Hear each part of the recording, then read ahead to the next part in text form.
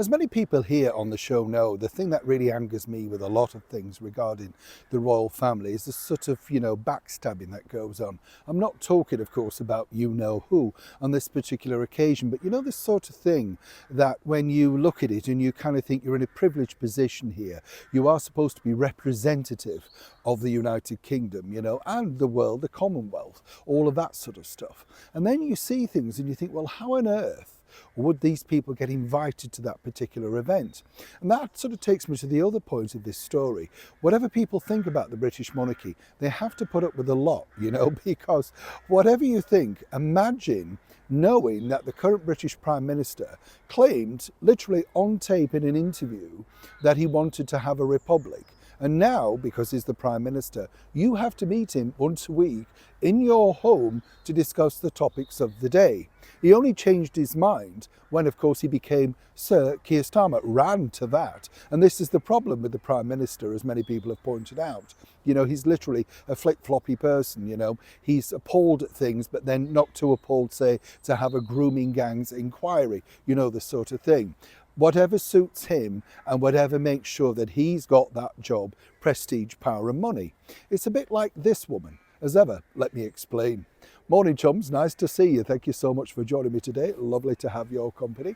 And, as I said, I do because when you cover these things, it's very strange, as you can imagine, we know each other well now. When I interview somebody, it's my choice. I turn down a lot of interviews with people simply because I think, well, I'm either not very keen on their work or indeed I didn't like what they've said, or if they've been insulting to people. You make formal choices in your job, don't you? I'm in that lucky position.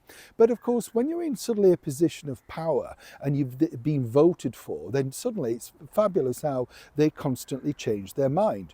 You see, over here, you may not know this, but in the United Kingdom, we have a Minister for Culture. And this is apparently a job, I think it's a terrific job if you did it well, where you represent the arts, the culture, the museums, everything, literally on a platform around the world and in the United Kingdom. This woman landed the job, Lisa Nandy. Now, Lisa Nandy, again, was in the headlines because she voted to remove the winter fuel allowance for the old people, said refugees were welcome, right? And then did this. A couple of years back in a documentary for Channel 4, she popped up and said, you know what, I wouldn't have a royal family. I'm not that keen. I think we should have a republic.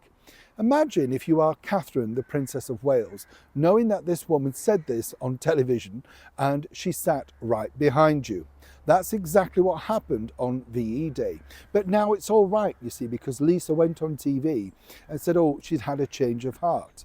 As I often point out, and I'm very blunt, as many people know here on the show, what gave her the change of heart was the near 100,000 a year salary, the expenses, the freebies, the trips around the world, and the prestige of sitting in one of the most privileged boxes to watch our British historical display of VE, Victory in Europe Day, alongside senior members of the British monarchy. And her reason apparently for the change of heart is, oh, well, I didn't realise exactly what they did. If you're that dim, how come you're an MP? Because clearly you need to look into all aspects of the job. And this does annoy me, as you can imagine, right? Because they're given these golden opportunities to deliver this opportunity, as it were. And there you have Catherine with her children, as I say, knowing that behind the scenes, this is what's truly going on.